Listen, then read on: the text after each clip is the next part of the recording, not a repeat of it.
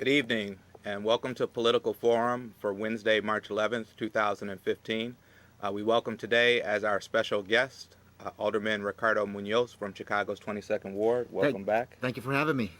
I'm Rod Joy, a board member here at CAN TV.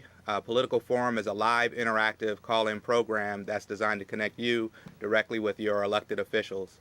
Over the next 25 minutes or so, we hope you'll have an opportunity to learn more about Alderman Munoz and his views on some of the most urgent challenges and opportunities facing Chicago. Above all, this program is about fostering a strong sense of civic engagement in Chicago. Your voice, your views are a big part of the program. The Alderman is here to answer your question, so we invite you to join the conversation. You can reach us directly at 312-738-1060, the number at the bottom of your screen, 312-738-1060. Alderman, welcome back to Political Forum. Thank you for having me. I'm glad to be back. There's so many things to talk about. We're 4 weeks away from an election. It's a busy time also in Springfield. But for those viewers who may be meeting you for the first time tonight, what can you tell us about Chicago's 22nd Ward?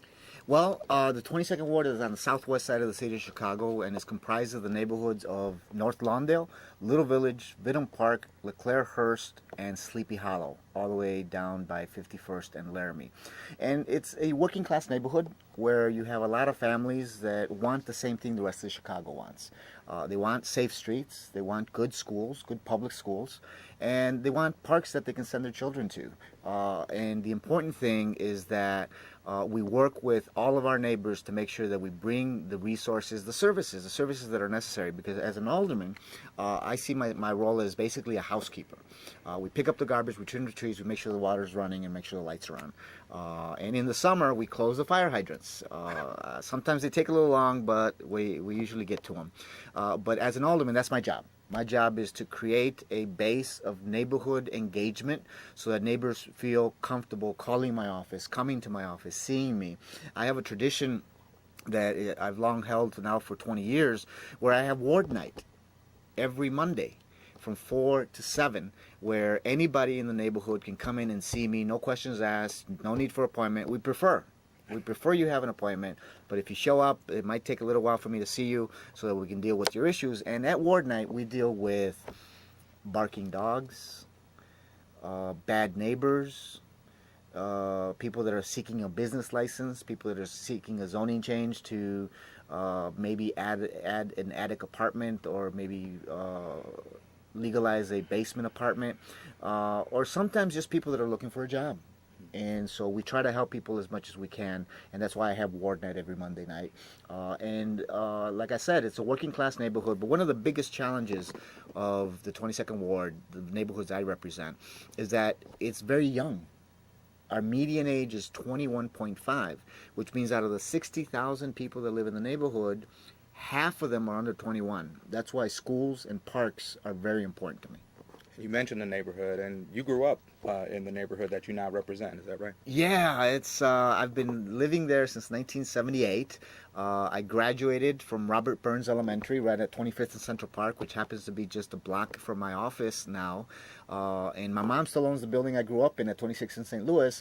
And I, of course, live in the 22nd Ward at 30th and Lawndale and raised my family there, my son and my daughter, who are right now on the East Coast because they're both in college. So very deep roots. I love my neighborhood.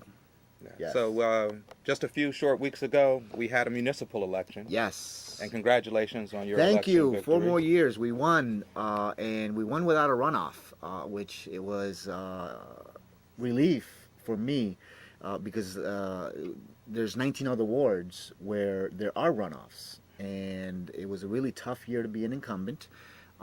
And a lot of people are dissatisfied with what's going on, and they voted against incumbents.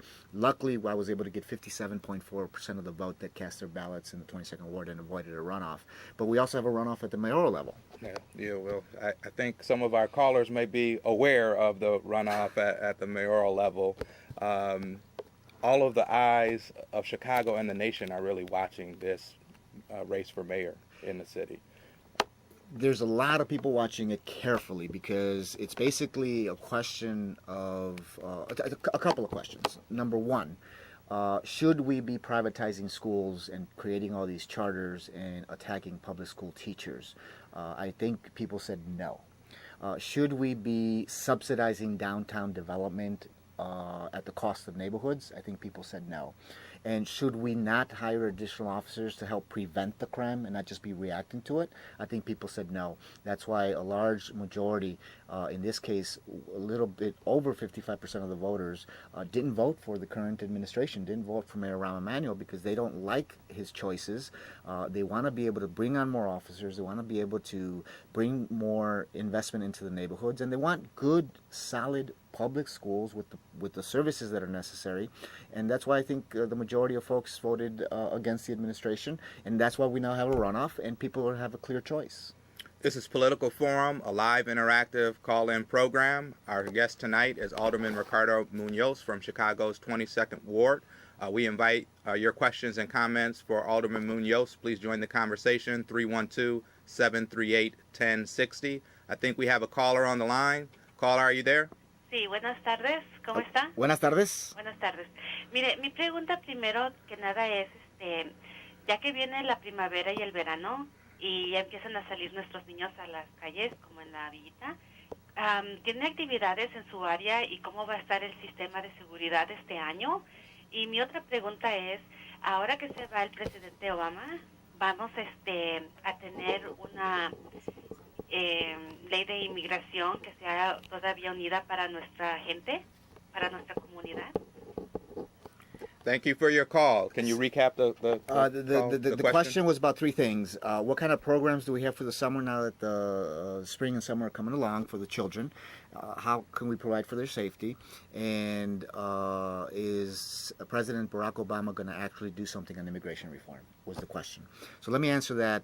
It was three questions. Yes, sí hay programas para los niños.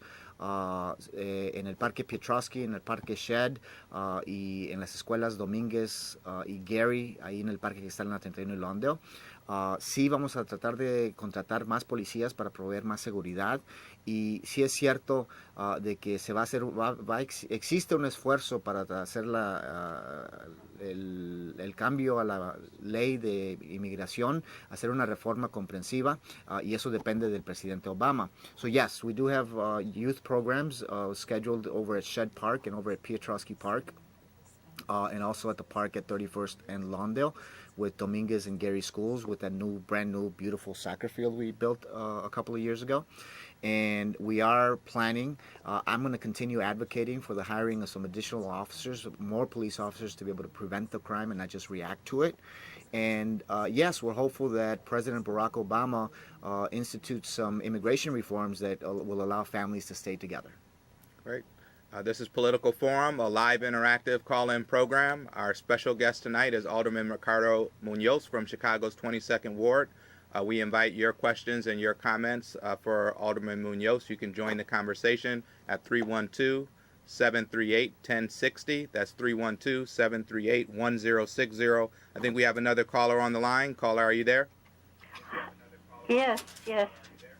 I am here, and I'm very glad that you decided to pick up my call. I'm 83 years old, and I know there are a lot of issues to address in terms of the young people, but on the other hand, I'm hearing rumors about losing landlines, and I certainly can't afford a cell phone. I'm really dependent upon my landline, and I'm really worried about this possible development. Could you shed some light on that? I'd really be grateful. Thank you very much for taking the call. Thank you. I haven't heard anything about landlines disappearing. I know a lot of families have terminated the landlines because they have cell phones, but I believe that landlines are here to stay because it is essential to be able to have, communication ability within people's homes.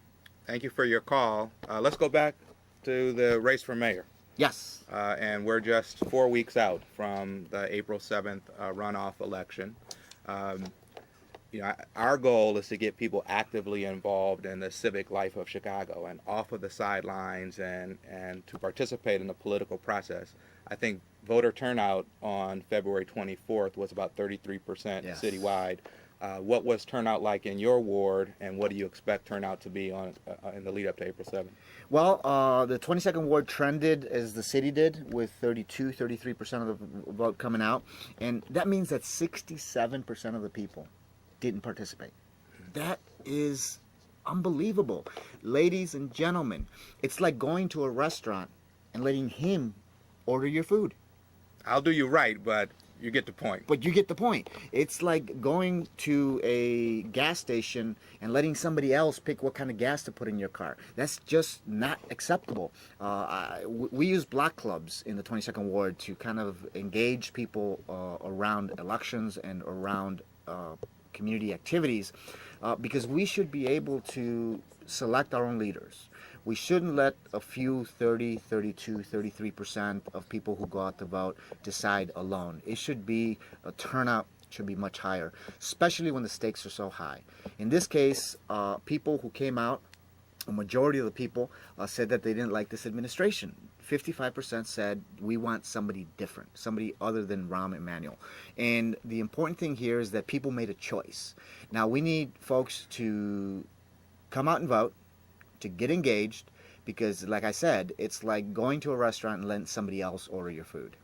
And for our viewers, you have a strong history with Jesus Chuy Garcia. Is that right? Tell us. Yes, as a matter of fact, I'm wearing his button. Jesus and I have known each other since 1987. Quite a while. He's actually the individual who recruited me into politics. Back when I was in college, I became active in the 22nd Ward Independent Political Organization, which is the political organization that I now head up. And I worked for him when he was an alderman. I supported him when he was a senator.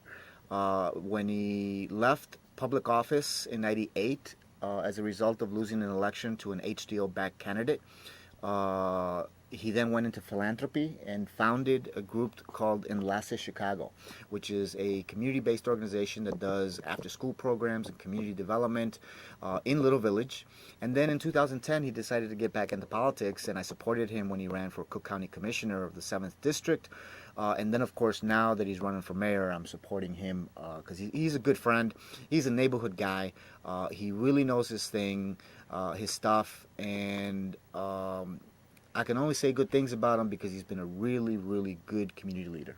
What do you say to folks who are focusing on this word of substance, and that Chicago is facing these complex challenges and we're one step above junk bond status, and Chicago needs someone who has a sophisticated background in financial management?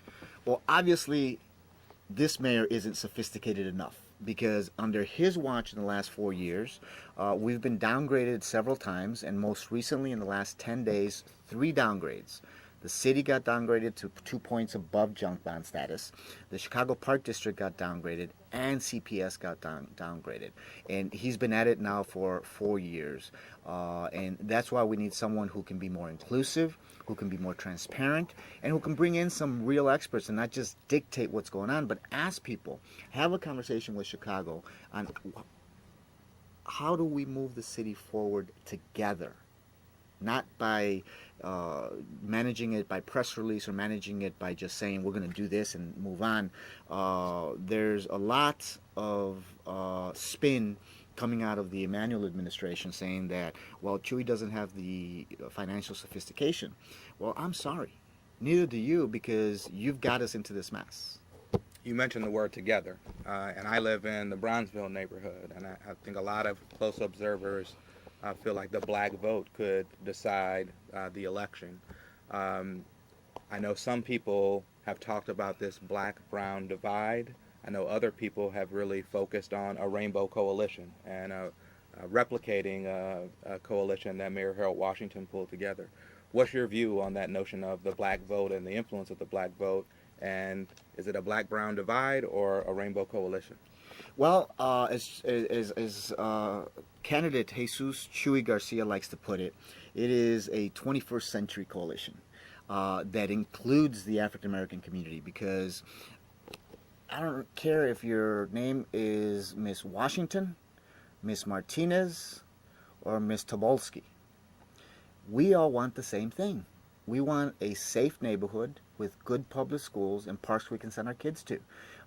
And that, when you talk to people about those relevant issues, whether you're black, brown, white, or yellow, people will respond.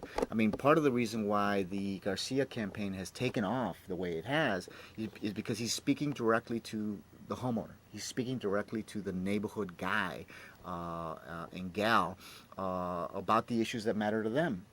This is Political Forum, a live interactive call-in program. We invite you to flex your activism muscles and call in with your questions and comments for Alderman Munoz. I think we have a caller on the line. Caller, are you there? Hello? Good Hello. evening. Hi. I would like to ask you a true question.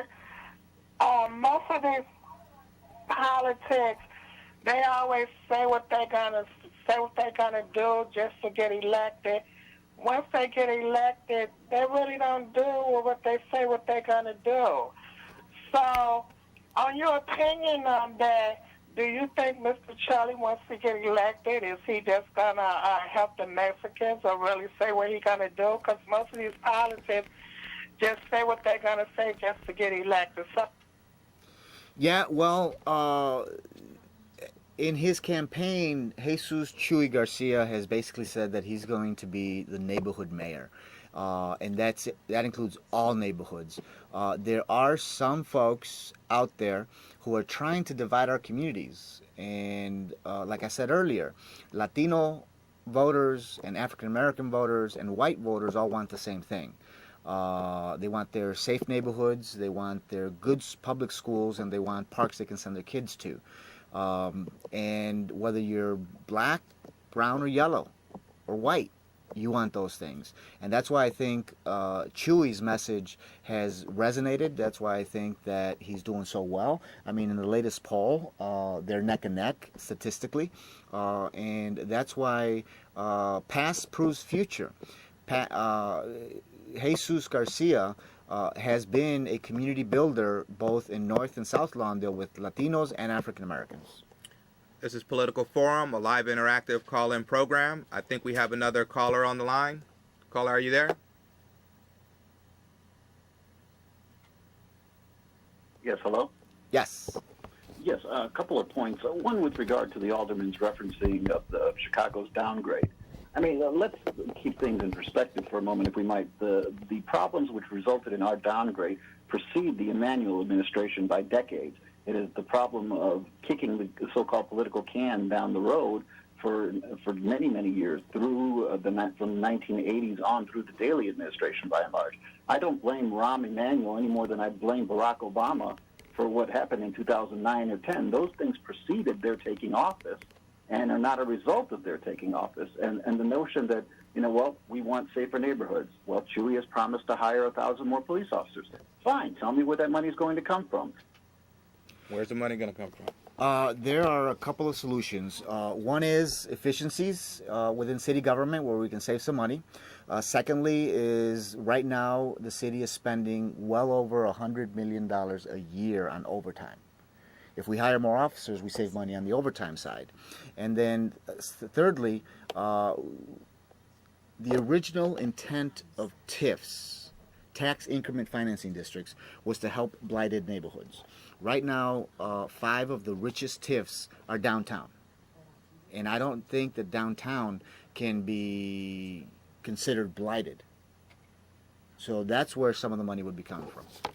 Speaking of the mayoral election, and another issue that's been in the news is the Obama Presidential Library. And I think today 3 committees of the City Council is suggesting that there be a vote next week to transfer land to the Obama Presidential Library. A conditional transfer, yes. If Chicago's selected from either Correct. Washington Park or Jackson Park. How do you think you'll vote next week, and are you supportive of transferring parkland for an Obama library? Yes, we want to make sure that Chicago is in the best possible position to basically win the Obama Library, because they bringing the Obama Foundation and the Obama Library to anywhere, either on the west side or the south side, depending on where they select it, would be not only a financial boom, a financial win for the city, but it would also be basically guaranteeing that the Obama legacy continues to thrive in Chicago. We have about another 5 minutes left in our program. We invite your questions and comments for Alderman Ricardo Munoz from Chicago's 22nd Ward. You can join the discussion at 312-738-1060. We had a few callers come in, and I have some notes related to jobs and economic growth and what can Chicago do to continue to attract jobs and talent to the city. Well, number one, we need to make sure our infrastructure is in good shape. And by that I mean our roads, our bridges, our technology. I mean, I can't believe that there's some neighborhoods that can't get high-speed internet because the cables aren't just there. And the important thing here is that we have the infrastructure. Number two, we need to have the job training. We need to have a workforce that's ready to be employed. And that's where the Chicago high schools and the Chicago City colleges come into play. And that's why we need to improve our high schools, not close them down. We need to improve our high schools, not privatize them. We need to improve the services in our high schools so young men and women are ready for their careers. You're a founding member of the City Council's Progressive Caucus, Yes. and you position yourself as a reformer and an independent. How did the Progressive Caucus do on February 24th, and what's top of the agenda moving forward? Well, we did pretty well because all of our members of the Progressive Caucus, except for Alderman John Arena, were able to get reelected. John Arena and Tony Folks, who are both members of the Progressive Caucus, are in runoffs. The rest of us were able to win the election downright in the first round. And we already have two aldermen-elects, one in the 35th Ward and one in the 17th Ward, and Alderman Moore, David Moore, and Alderman Carlos Ramirez Rosa in the 35th, who have pledged their intent to join the Progressive Caucus. So we're going to lose Bob Fioretti because he didn't run for alderman. He decided to run for mayor. So at this point, if everything goes well for Alderman Folks and Alderman Arena, so far we can count on one net gain, and then there's the other 19 runoffs.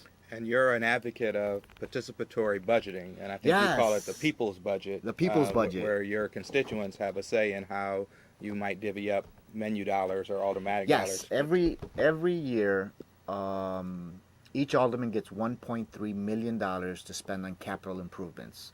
Bricks and mortar, street resurfacing, alley repavement, speed humps, police cameras, sidewalks, curbs and gutters, stuff like that. Traffic calming devices. And what I did 2 years ago, and starting last year, was let the voters decide. Basically, we created a ballot with some options of what should be funded, and people from the neighborhood got to decide how money should be spent. And we identified 17 really good projects. There was some mural projects at the viaducts. There was some, obviously, some street resurfacing, obviously some sidewalks. One of the projects that got the most votes was a light improvement project at Piotrowski Park, because we had lights in the park, but our baseball fields weren't lit for night games. And so the leaders decided that put that on the ballot, and it won the election. It got the most votes, and therefore we're going to have night baseball at Piotrowski Park pretty soon. Great. We have just a moment left, and I know in addition to the projects you mentioned, there's some other big initiatives in the ward, including St. Anthony Hospital and Unilever. Say a word about one of those projects. St. Anthony Hospital, it's a institution that's been in the neighborhood for over 100 years, is looking to build a new hospital with a park and some commercial retail development at 31st and Kedzie, where it's basically adaptive reuse of an old industrial site, where we're going to be able to invest a little over $450 million and create some temporary construction jobs, and then some permanent jobs at the hospital, at the commercial site, and with the park that's going to go there. Great. When does early voting start, and where can people go to learn more about the election, regardless of who they're voting for? Well, to learn more about the election, is chicagoelections.com is the Chicago Board of Elections. It gives you all the information. And early voting starts on the 23rd and goes through the 4th. 23rd of March through April 4th is early voting. Find your location and make sure you vote. Alderman Munoz, thank you for being with us again. Thank you for having me. In order for our democracy to thrive, we need an informed and engaged citizenry. So we'd like to thank you all for tuning in. We'd like to thank you for calling in, and we'd like to invite you to join us next week, Wednesday, for the next edition of Political Forum. Good night.